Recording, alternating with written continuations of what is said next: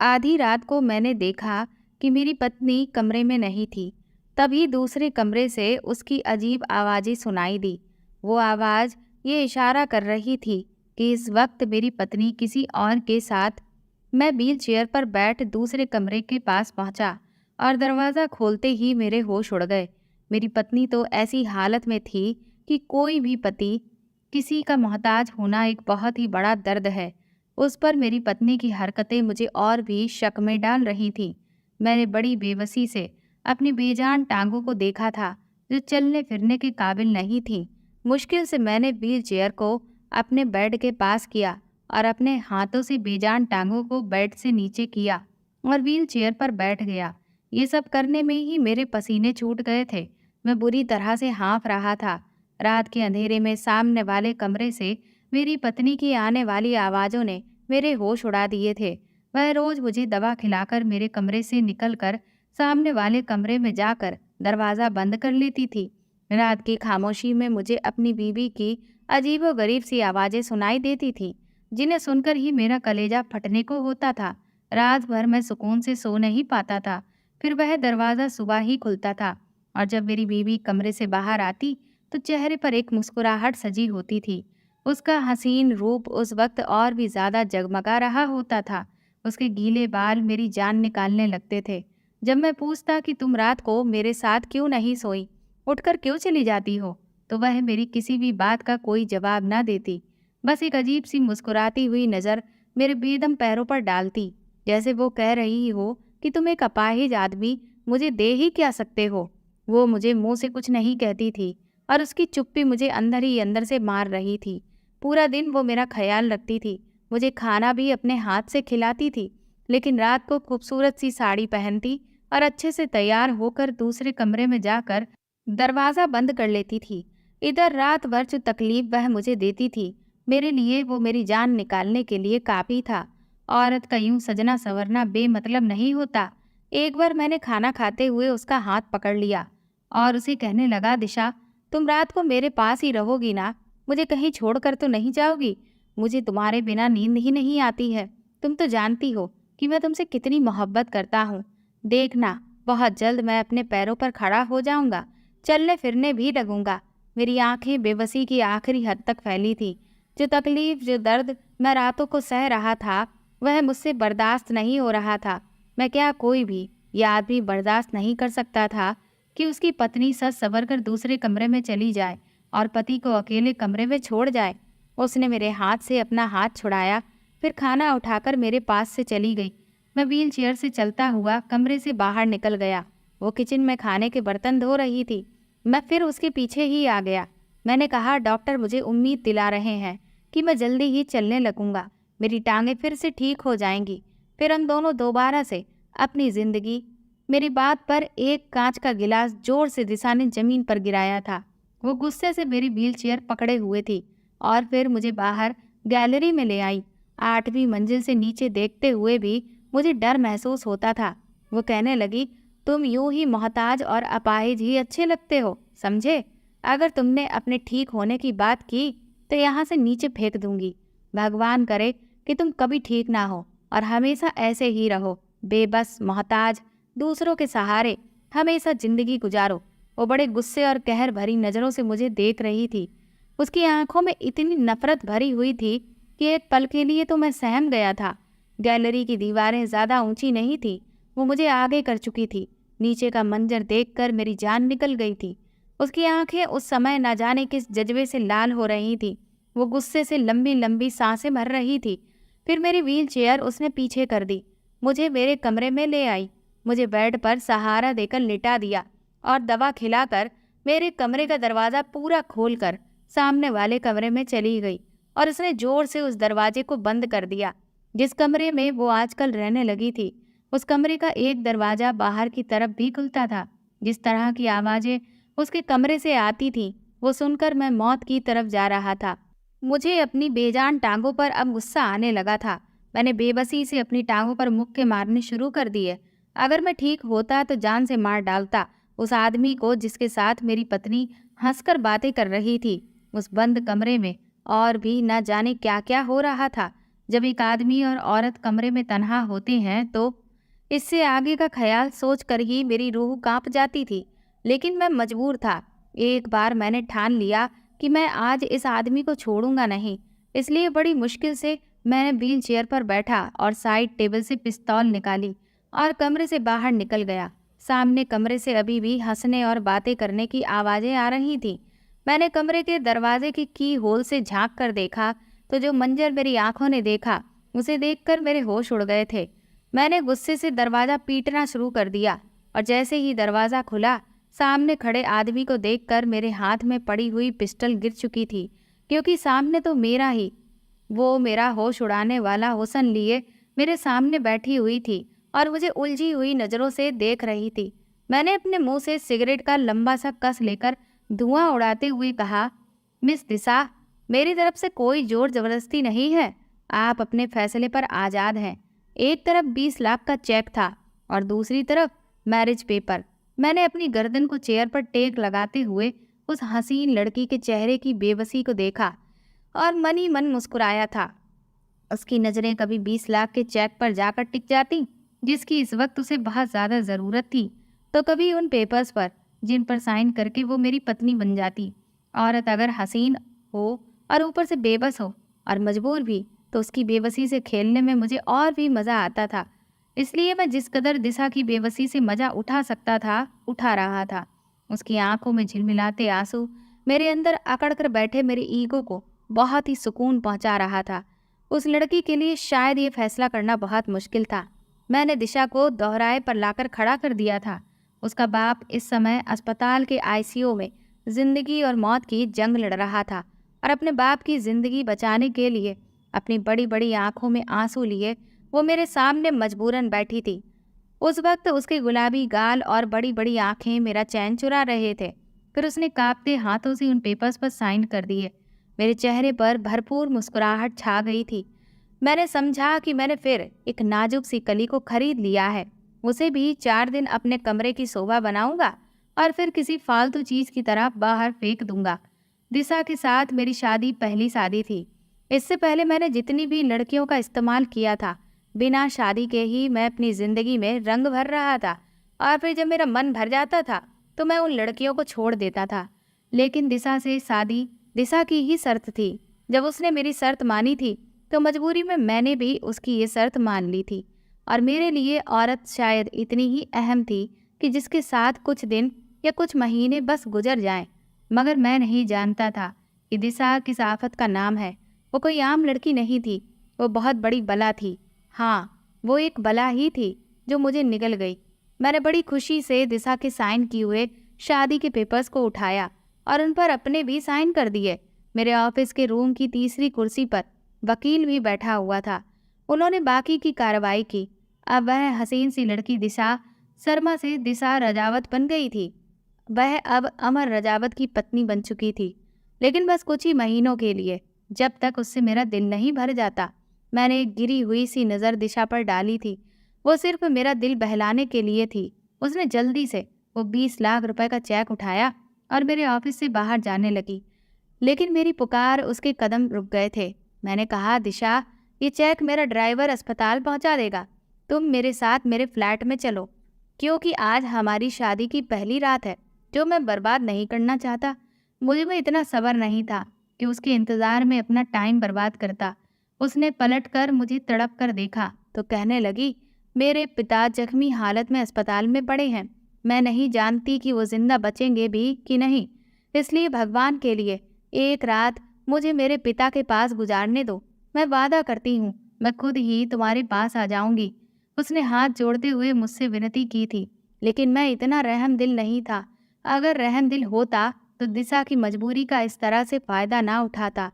मैंने अपनी पैंट की जेब में हाथ डाले और धीरे से चलता हुआ उसके पास आ गया। मैंने कहा, तुम्हारे बाप को इस समय इस चेक की ज़रूरत है, तुम्हारी नहीं। पर यह चेक बहुत ही आराम से तुम्हारे बाप तक पहुंच जाएगा। और प्लीज़ अब मुझसे ऐसी बकवास बातें करके मुझे बोर मत करो। कब से मुझे इन पलों का इंतज़ार था। ये कहकर मैंने उसकी कलाई पकड़ी और उसे अपने साथ ले जाने लगा। वो पूरे रास्ते मेरे आगे हाथ जोड़ती रही। वो बार बार मुझसे मिन्नतें करती रही, वो मुझसे बस कुछ ही घंटे की मोहलत मांग रही थी कि मुझे मेरे पापा के पास भेज दो। लेकिन मुझे तो जैसे कुछ भी सुनाई ही नहीं दे रहा था, सिवाय उस थप्पड़ की गूंज के जो कुछ दिन पहले इसी लड़की ने मेरे मुंह पर मारा था।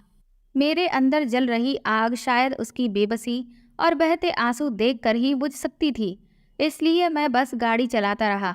उसकी किसी भी बात पर मैंने कोई ध्यान नहीं दिया।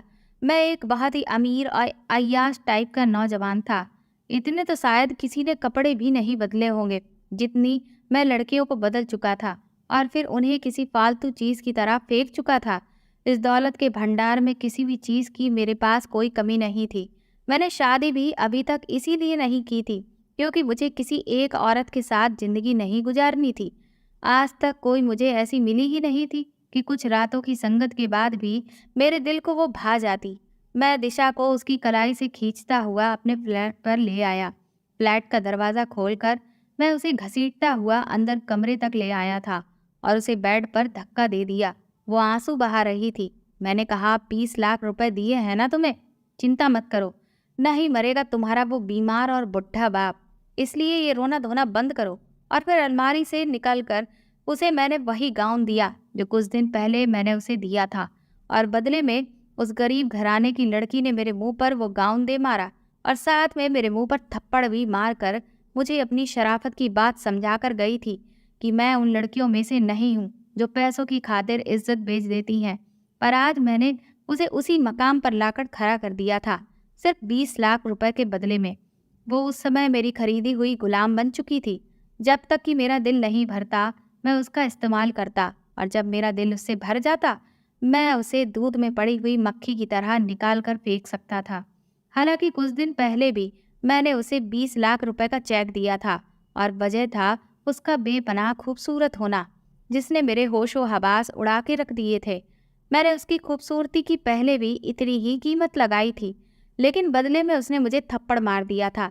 मैं चाहता तो उसी रात उसे जबरदस्ती अगवा करके भी अपने दिल में जल रही ज्वाला को शांत कर सकता था, लेकिन नहीं, मुझे उसे बेबस और मजबूर लड़की की बेबसी को देखना था। मैं चाहता था कि वो खुद मेरे पास रोते हुए लाचारों की तरह मदद मांगती हुई आए और मेरे सामने हाथ जोड़कर रोए गिड़गिड़ाए, तब जाकर मेरे दिल को सुकून मिलता। फिर ऐसा ही हुआ था। वो आज मेरे सामने इस गाउन में थी जिसमें मैं उसे देखना चाहता था। वो गाउन बहुत ही खूबसूरती से बनाया गया था। नेट के उस गाउन पर छोटे छोटे से मोती लगे हुए थे जिसमें से उसकी खूबसूरती झलक कर बाहर आ रही थी। वो खुद को बार बार छुपाने की भरसक कोशिश कर रही थी और उसकी ये हरकत देखकर मेरे चेहरे पर मुस्कुराहट फैल गई थी। मैंने उससे कहा कि अब कोई फायदा नहीं है खुद को मुझसे छुपाने का। अब तो तुम मेरी पत्नी बन चुकी हो और मैं अब तुम पर अपना पूरा हक रखता हूँ, इसलिए अब मेरा जो मन होगा वैसा ही अब सब होगा। मेरे इस तरह से कहने पर वह बेचारी तड़प उठी थी। फिर वो अपनी आवाज़ में जहर भरते हुए मुझसे कहने लगी, नफरत है मुझे तुमसे, तुम्हारे जैसे अमीर बिगड़े हुए लड़कों से। तुमने सिर्फ मुझे पाया है, लेकिन मेरे दिल में तुम्हारे लिए सिर्फ और सिर्फ नफरत ही भरी हुई है। मैंने अपने पिता की जान बचाने की खातिर खुद को तुम्हारे हाथों बेच दिया है, या यूं कहो मैंने अपनी जिंदगी अपने पिता की खातिर दांव पर लगा दी है। उसके मुंह से इतनी नफरत भरी बातें सुनकर मेरे शरीर में गुस्से की लहर दौड़ गई थी। मैंने कसकर उसको अपने शिकंजे में जकड़ा और इतनी जोर से उसे पकड़ा कि उसकी सिसकी ही निकल गई थी। मैंने कहा कि मुझे कोई फर्क नहीं पड़ता कि तुम मुझसे चाहे जितनी भी नफरत करो, लेकिन कुछ दिन या फिर यूं कहो कुछ महीने तो मैं तुमसे अपना मन भरूंगा और अपने 20 लाख रुपए की कीमत वसूल करूंगा। उसके बाद तुम मुझसे हमेशा के लिए आज़ाद हो।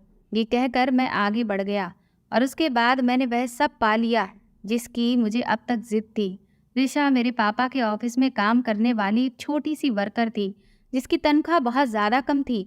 एक बार मैं किसी काम की वजह से अपने पापा के ऑफिस में गया और उनसे कुछ डॉक्यूमेंट साइन करवा कर उनके कैबिन से बाहर निकल गया कि तभी अचानक मेरी नज़र दिशा पर पड़ी, तो उसकी होश उड़ा देने वाली खूबसूरती को देखकर मेरा दिमाग घूम कर रह गया था।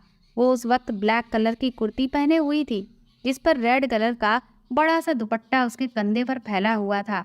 छोटी सी काली बिंदी और छोटी छोटी उसके कानों में झूलती हुई झुमकियाँ सब कुछ तबाह कर रही थी। वह चुपचाप से कंप्यूटर की स्क्रीन पर नज़र जमाए तेजी से कीबोर्ड पर उंगलियां चला रही थी।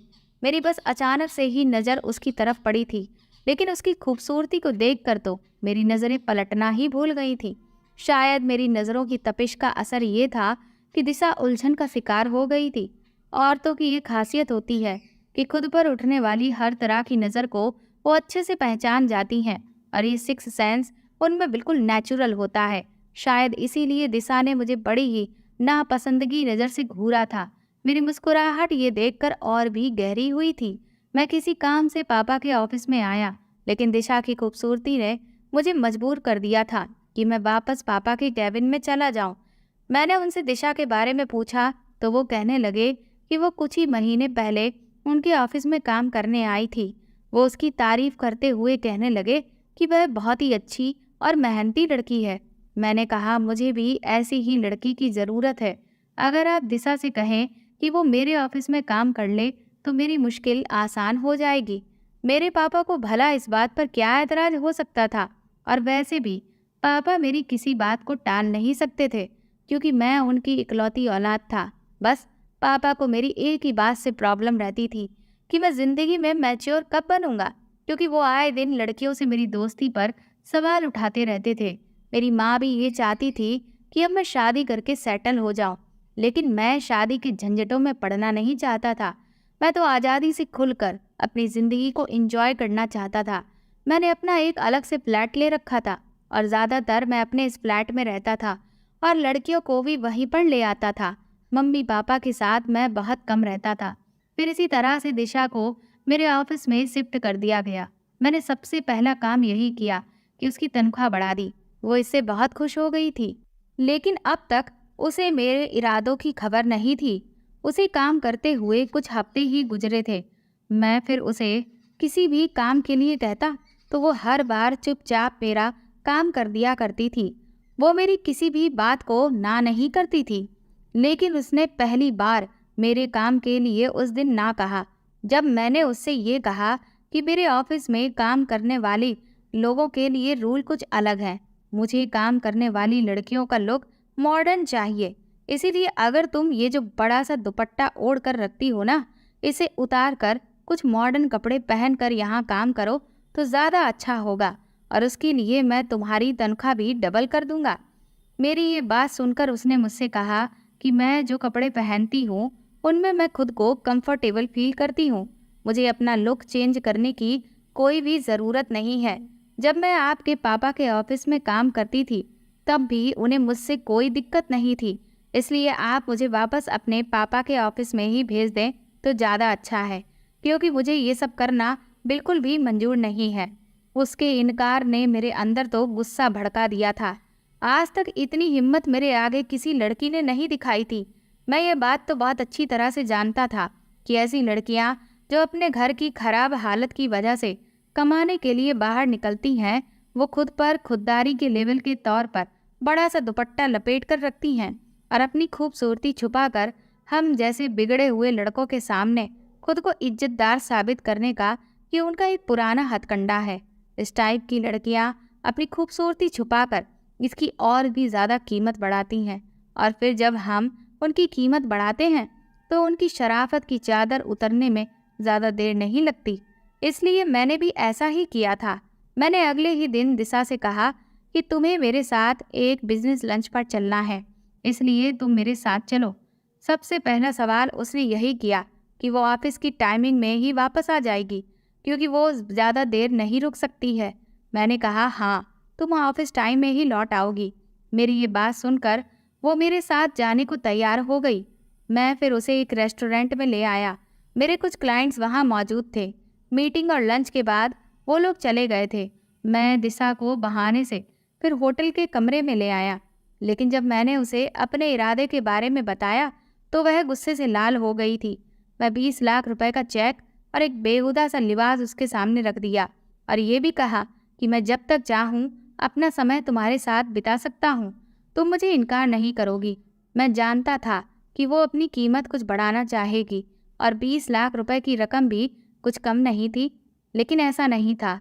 उसने वो चेक और वो ड्रेस मेरे मुंह पर दे मारा और कहने लगी कि मैं एक शरीफ और इज्जतदार घर की लड़की हूँ वो मुझ पर एक नफरत भरी नजर डालती हुई कमरे से बाहर चली गई थी। उसने मेरे ऑफिस की नौकरी भी छोड़ दी। ये बात मेरे जैसे बिगड़े आदमी से कहाँ बर्दाश्त होनी थी। इसलिए सबसे पहले मैंने अपने पापा से दिशा की पूरी डिटेल ली और कहा कि वो भी दिशा को अपने ऑफिस में नौकरी पर ना रखें। मेरे पापा ने जब वजह पूछी तो मैंने बस उनसे इतना कह दिया कि वो लड़की बिल्कुल भी ठीक नहीं है। मेरे पापा ने मेरी बात मान ली और दिशा को दोबारा नौकरी पर नहीं रखा। उसके बाद मैंने उसके पिता का एक्सीडेंट करवा दिया, उसे जिंदगी और मौत तक पहुंचा दिया। और अब जब वह मेरे पास मदद के लिए आई तो मैंने उसे साफ कह दिया कि मिस दिशा, अगर आप चाहती हैं कि मैं आपकी कुछ मदद करूं, तो अपनी शराफत और ये खानदानी इज्जत को आप मेरे ऑफिस से बाहर ही निकाल कर आइएगा। वो कहने लगी कि मुझे तुम्हारी शर्त मंजूर है, लेकिन बदले में तुम्हें भी मेरी एक शर्त माननी पड़ेगी। मैंने हैरानी से उसकी तरफ देखा। मैंने कहा, तुम्हारी क्या शर्त है? तो वो कहने लगी कि तुम चाहे मुझे एक रात के लिए अपने पास रखो या फिर हर रात के लिए, या जब तक तुम्हारा मन करे तब तक अपने साथ रख सकते हो, लेकिन मुझे हाथ लगाने से पहले तुम्हें मुझसे शादी करनी पड़ेगी। बिना शादी के तुम मेरे करीब तक नहीं आओगे। बेशक तुम मुझे चाहे एक रात के बाद तलाक दे देना, लेकिन मैं बिना शादी किए तुम्हारे साथ नहीं रहूंगी। उसकी ये बात सुनकर मैं दंग रह गया था और फिर उसकी बात मेरे लिए एक एडवेंचर जैसी थी। आज से पहले मैंने कभी किसी लड़की के साथ ऐसा नहीं किया था। उसकी बात पर मैं जोर से हंसा और फिर एक वकील को अपने कमरे में बुला लिया। खैर, ये शादी दिशा के लिए शादी होगी, लेकिन मेरे लिए ये कोई भी अहमियत नहीं रखती थी। वो मेरे लिए सिर्फ कुछ दिन या कुछ महीने के लिए मेरा दिल बहलाने का सिर्फ सामान थी। आज वो लड़की मेरे करीब थी, मेरे ही फ्लैट के कमरे में मेरे पास, और बहुत ही मजबूर होकर वो अपने आंसू बहा रही थी। उसकी अकड़ मैंने कुछ ही दिन में तोड़ कर रख दी थी। मेरे अंदर बैठा हुआ हैवान परस्त इंसान इस कमजोर सी लड़की से अपनी बात मनवा कर बहुत ही सुकून महसूस कर रहा था। दिशा का बाप तड़प तड़प कर अस्पताल में दम तोड़ चुका था। वो अगले दिन अस्पताल पहुंची तो अपने पिता के मुर्दा शरीर को देखकर बुरी तरह से रोने लगी थी, लेकिन मुझे इस बात से कोई फर्क नहीं पड़ता था। दिशा का उसके बाप के अलावा और कोई नहीं था। कुछ दिन वो अपने बाप का मातम मनाती रही, लेकिन मेरे अंदर न जाने क्यों उस लड़की की इच्छा अब दिन ब दिन बढ़ने लगी थी। हालांकि मेरा बदला पूरा हो चुका था, मैं उसे पत्नी बनाकर रखना नहीं चाहता था, लेकिन शायद उसकी खूबसूरती का भूत मेरे सर से अभी भी उतरा नहीं था। इसलिए उसके घर से उसे वापस मैं अपने फ्लैट पर ही ले आया। इस बार उसकी आंखों में मेरे लिए पहले से और भी ज़्यादा नफरत भरी हुई थी, लेकिन मुझे कहाँ किसी बात की परवाह थी। मुझे लगा बस कुछ दिन का और खुमार है। जैसे ही दिशा की खूबसूरती का असर मेरे सर से उतरेगा, मैं दिशा के मुंह पर तलाक के पेपर मारकर उसे यहाँ से चलता कर दूंगा। लेकिन वो तो किसी नशे की तरह मेरे अंदर उतरने लगी थी। हर बार मुझे पहले से और भी ज़्यादा वो हसीन लगने लगती थी, इतनी कि मैं उसे जितना भी देखता लेकिन मेरा मन नहीं भरता। हालांकि मुझे आज तक दिशा से बदले में मोहब्बत नहीं मिली थी। उसकी आंखों में मेरे लिए सिर्फ एक ही जज्बा था, और वो नफरत का था। जितना मैं उसकी संगत में रहता उतना ही वो मुझे अच्छी लगने लगती थी। उसका उदास चेहरा भी मुझे लुभाने लगा था। एक बार वो बहुत बीमार हो गई थी और तब मेरी जान पर ही बन गई थी। उसे बुखार में तपता देखकर मेरा दिल तड़प उठा था। उस समय मुझ पर यह खुलासा हुआ कि मैं तो दिशा से मोहब्बत कर बैठा हूँ। उसकी तकलीफ मुझे बर्दाश्त नहीं हुई थी। मैं रात भर उसकी खातिर जागता रहा, उसका ख्याल रखता रहा। कुछ दिन में ही फिर वो ठीक हो गई थी। अब धीरे धीरे 6 महीने गुजर चुके थे, लेकिन अब भी वो मेरी पत्नी थी। एक बार उसने मुझसे खुद ही पूछ लिया कि तुम अब मुझे कब तलाक दोगे, क्योंकि ये तो मैं उसे पहले ही बता चुका था कि मैं उसके साथ कुछ दिन या फिर कुछ महीने ही रहूँगा। लेकिन अब मेरा इरादा बदल चुका था। मैं चाहता था कि वह यूं ही मेरे साथ हमेशा बनी रहे, और मैं अपना ये इरादा उसे बता दिया था। मेरी बात सुनकर उसने नफरत से मुझे देखा और कहने लगी, मुझे तुम्हारे साथ अपनी पूरी ज़िंदगी नहीं गुजारनी। मुझे हर सूरत में तलाक चाहिए। तुमने तो खुद कहा था कि तुम मुझे छोड़ दोगे। ये कहते हुए वह फूट फूट कर रो पड़ी थी। मैंने कहा, दिशा, ये मेरे लिए मुमकिन नहीं है। पता नहीं कब मैं तुमसे दिल लगी करते करते तुमसे दिल लगा बैठा हूँ, इसलिए अब तुम्हें मैं छोड़ नहीं सकता। मैं तुमसे मोहब्बत कर बैठा हूँ। अब तुम्हारे बगैर जीने के बारे में मैं सोच भी नहीं सकता। प्लीज़ दिशा, जो भी कुछ हुआ है उसे तुम भूल जाओ और तुम भी मेरी मोहब्बत को स्वीकार कर लो। तुम जैसे यहाँ रह रही हो रहती रहो। लेकिन वो मुझसे लड़ने लगी, कहने लगी मुझे छोड़ दो। उसकी हालत दीवानों जैसी होने लगी थी। वो मेरे पैरों में पड़कर बुरी तरह से हाथ जोड़कर कह रही थी कि मुझे छोड़ दो, मैं तुम्हारे साथ नहीं रहना चाहती।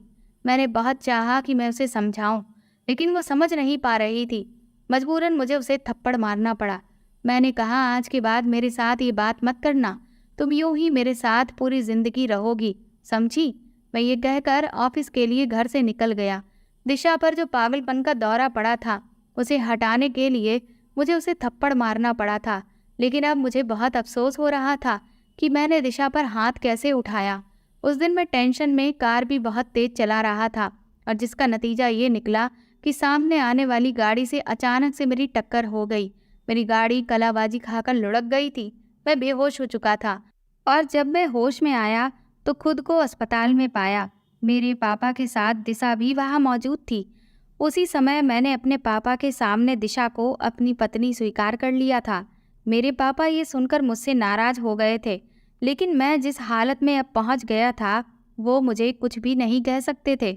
मेरी दोनों टांगें फ्रैक्चर हो चुकी थी। डॉक्टर ने मेरी दोनों टांगों पर प्लास्टर चढ़ा दिया था। डॉक्टर का कहना था कि कुछ महीने तक तुम अपने पैरों पर खड़े नहीं हो सकते हो। 1 हफ्ते तक अस्पताल में रहने के बाद अपने माँ बाप के घर जाने की बजाय मैं दिशा के साथ फ्लैट पर चला गया था। वो मेरा ख्याल रख रही थी। उसका रवैया भी बदल चुका था, लेकिन मुझे रात को दवा देने के बाद मेरे कमरे से वो बाहर निकल जाती थी और फिर पूरी रात वो कमरे में नहीं आती थी। मैं उस समय इस कदर मोहताज हो चुका था कि खुद से बेड से उठ भी नहीं सकता था। मेरे कमरे का दरवाज़ा खुला हुआ था। वो सामने कमरे में थी, लेकिन उसके कमरे का दरवाज़ा बंद था। रात की खामोशी में मुझे सामने कमरे से सिसकियों की आवाज़ें आ रही थी। उस समय कौन था जो कमरे में दिशा के साथ मौजूद था? मेरा जी बेहद घबराने लगा था। शायद मेरा वहम है, लेकिन ये वहम नहीं था, क्योंकि अब मुझे रोज़ ही ऐसी अजीबोगरीब आवाज़ें आने लगी थी जो मेरे लिए बहुत ही तकलीफ़ का कारण बनती जा रही थी। मेरे ऑफिस के काम के सिलसिले में दिशा ही मुझे फ़ाइल साइन करवाने के लिए देती थी। मेरे ऑफिस का मैनेजर रोज़ आता था। जो भी ज़रूरी काम होता मैं उससे घर पर ही डिस्कस करता था और फिर वो चला जाता था। वो काफ़ी जिम्मेदार और शरीफ लड़का था, अपने काम से काम रखता था। मैं सोच भी नहीं सकता था कि आज वही मेरी पत्नी के कमरे से बाहर निकलेगा।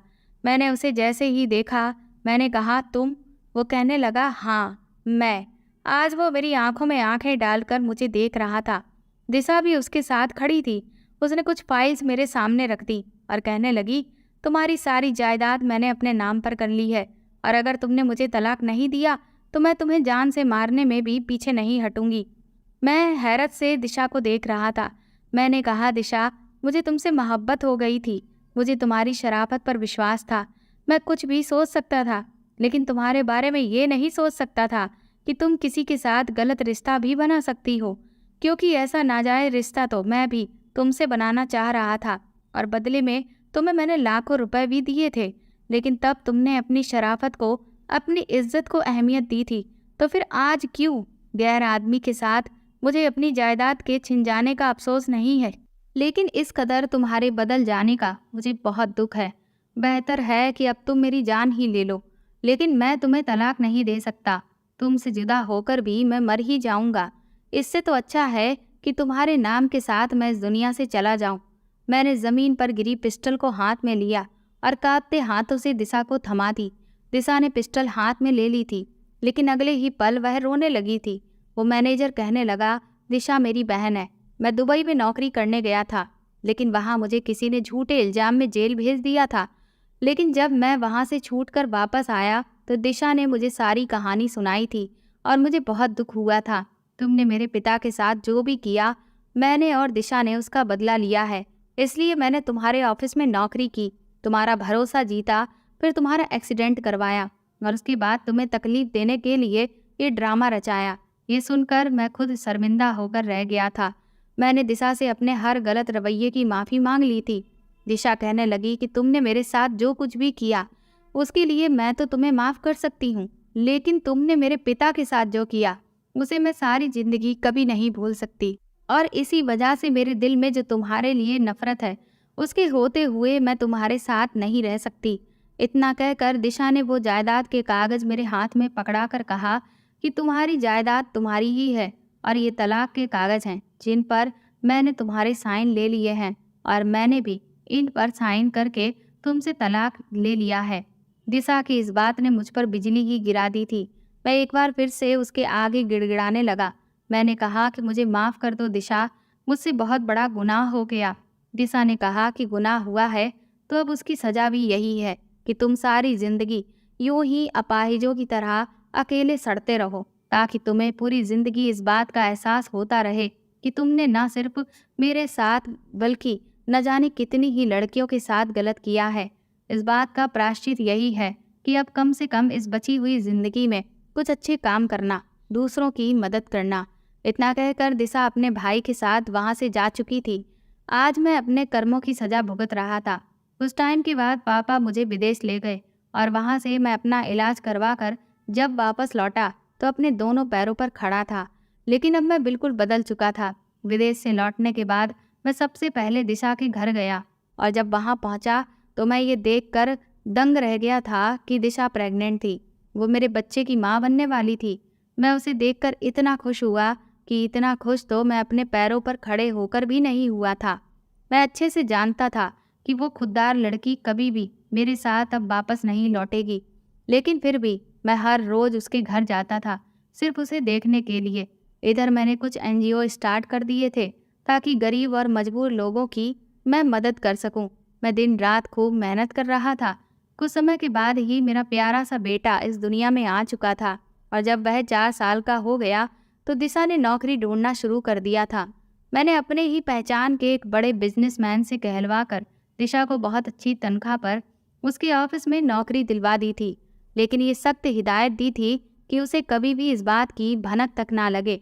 मेरे पापा बार बार मुझ पर दबाव बनाते थे कि मैं कानूनन अपने बच्चे को दिशा से छीन लूं, लेकिन मैं ऐसा कभी नहीं कर सकता था क्योंकि मैं नहीं चाहता था कि मेरा बेटा मेरी तरह बने।